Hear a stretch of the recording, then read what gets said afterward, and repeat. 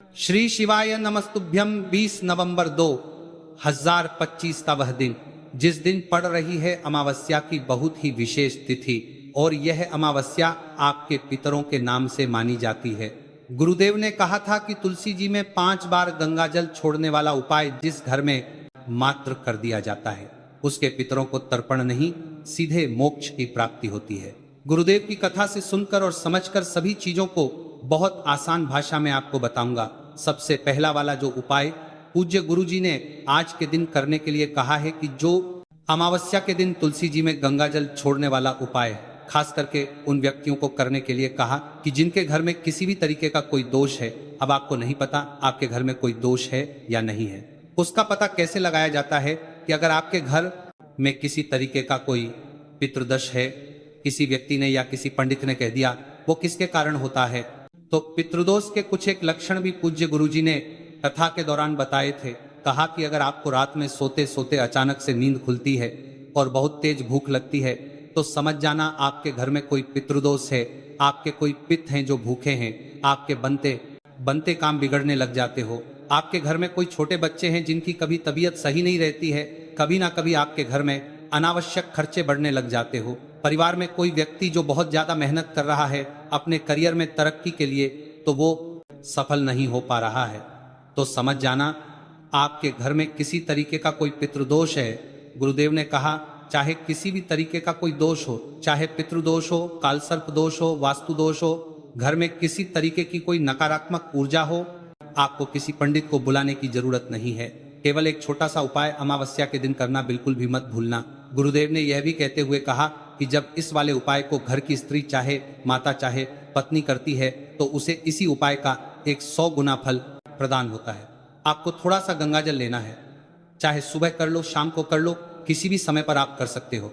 थोड़ा सा गंगाजल आपको किसी भी एक कटोरी के अंदर ले लेना है, ठीक है ना। और साथ ही साथ आपको एक खाली कटोरी अलग से ले लेनी है, यानी कि आपको 2 कटोरी लेनी है, ठीक है। 2 कटोरी लेना, एक खाली लेना है और एक में आपको गंगाजल ले लेना है। अब आपके घर में जहां पर भी तुलसी जी का गमला रखा हुआ है उस तुलसी जी के गमले के पास में आपको जाना है। हो सके तो पहले एक लंबी बाती का दीपक आपको यहाँ पर प्रज्वलित कर देना है, जला देना है, जिसकी बाती का मुख आपको दक्षिण दिशा की तरफ रखना है जो आपके पितरों की दिशा होती है। उसके पश्चात जो खाली कटोरी आपने ली है उस खाली कटोरी को आपको तुलसी जी के गमले के पास में रख देना है और उसके पश्चात अपने दाहिने हाथ के अंदर दूसरी कटोरी में से थोड़ा सा गंगाजल दाहिने हाथ की हथेली पर आपको लेना है। हथेली पर लेकर अपना नाम और अपना गोत्र बोल करके काशी विश्वनाथ महादेव का नाम लेकर, यह नाम ध्यान रखिएगा, काशी विश्वनाथ महादेव का नाम लेकर इस गंगाजल को इस कटोरी में आपको छोड़ देना है।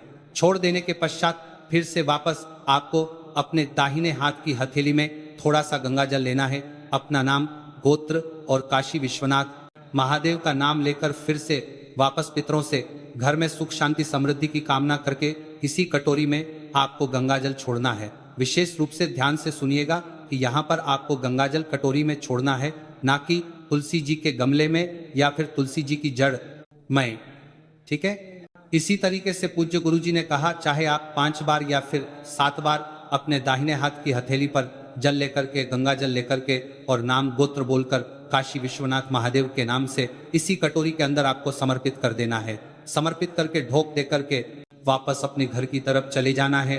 अब आपको क्या करना है, या तो आपने अगर सुबह किया है तो शाम को, और अगर शाम को यह उपाय किया है तो अगले दिन की सुबह आपको इस कटोरी के अंदर जो ये गंगाजल आपने लिया है इस गंगाजल को उठाना और पितरों के तुल्य माने जाने वाले 3 वृक्ष, जिसमें पहला होता है पीपल का, दूसरा होता है वट वृक्ष और तीसरा होता है बेलपत्र का पेड़ जो मैया पार्वती जी के आंसुओं से पैदा हुआ था, यहाँ पर आपको आना है और उस संपूर्ण जल को अपने पितरों के नाम से समर्पित कर देना है। और उसके पश्चात आप देखिएगा कि आपके घर में कितनी धन संपदा विभव की अपार वृद्धि होती है।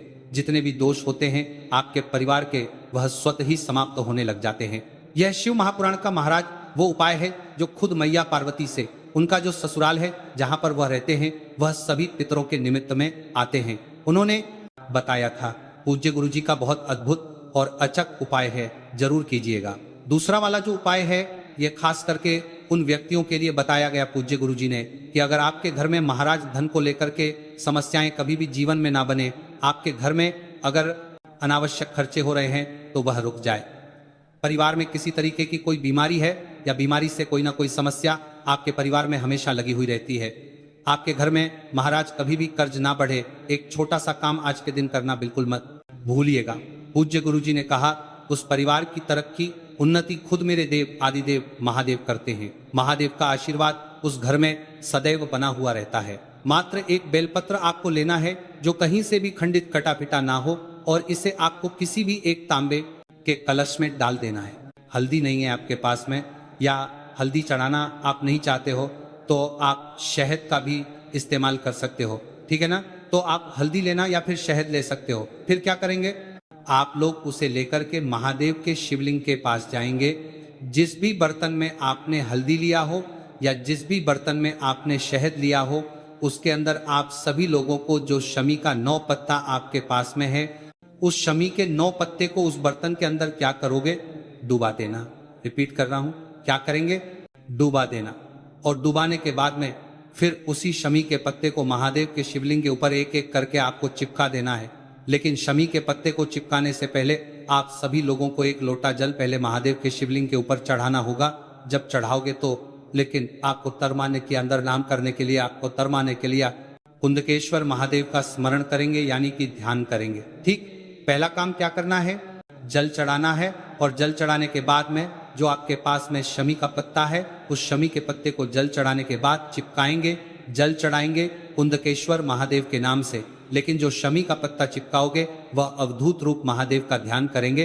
अवधूतेश्वर महादेव के नाम से आप सभी को चिपकाना है, जिससे आपके घर में कभी भी धन संपदा की कमी ना हो पाए, ठीक है ना। 2 उपाय आपको समझ में आ गए हैं। आगे बढ़ते हैं इस वीडियो के तीसरे उपाय की तरफ, जो कि हमें कल करना है बेलपत्र के साथ में। अब इस उपाय के सबसे पहले फायदे समझ लेते हैं, बेनिफिट समझ लेते हैं। देखो, जैसे मान लेते हैं कि आपके घर में कोई ऐसा सदस्य है, कोई ऐसा इंसान है जिसको कष्ट बहुत ज्यादा है। मैं हर बार हमेशा कष्ट को स्पेसिफाई करता हूं कि इंसान के जीवन में कष्ट अलग अलग प्रकार के हो सकते हैं।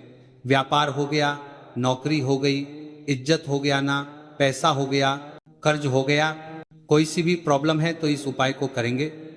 लेकिन सबसे पहला काम जल्दी से करेंगे, वीडियो को लाइक, और जिसने अभी तक चैनल को सब्सक्राइब नहीं किया, मेरी आवाज आप पहली बार सुन रहे हो, चैनल को जरूर सब्सक्राइब करेंगे, ठीक है ना।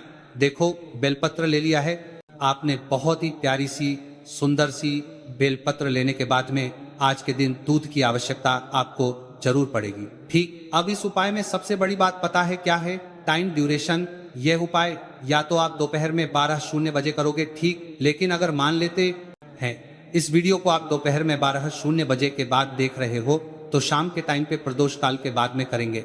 यह उपाय सुबह के टाइम नहीं करनी है। यह उपाय या तो दोपहर में 12:00 बजे कर लो या फिर शाम के टाइम पे प्रदोष काल में। इस उपाय के लिए आप सभी को गौ माता का दूध चाहिए और फिर थोड़ा सा चावल का दाना पहुंच जाओ महादेव के शिवलिंग के पास में। जो आपके पास में बेलपत्र है, उस बेलपत्र को पहले देवादिदेव महादेव के शिवलिंग के ऊपर समर्पित करेंगे और फिर इसी बेलपत्र के ऊपर जो दूध था वह दूध को समर्पित करेंगे। जब यहाँ पे समर्पित करोगे तो रामेश्वर महादेव का ध्यान करेंगे, ठीक है ना।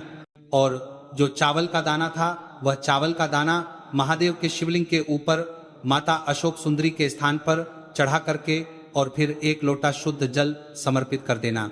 इससे आपके जीवन के जो कष्ट होते हैं वह खत्म होते हैं। आखिरी उपाय की बात करने जा रहे हैं हम लोग आज के इस वीडियो के, जो कि हमें मात्र और मात्र करना है कमल गट्टे के साथ में।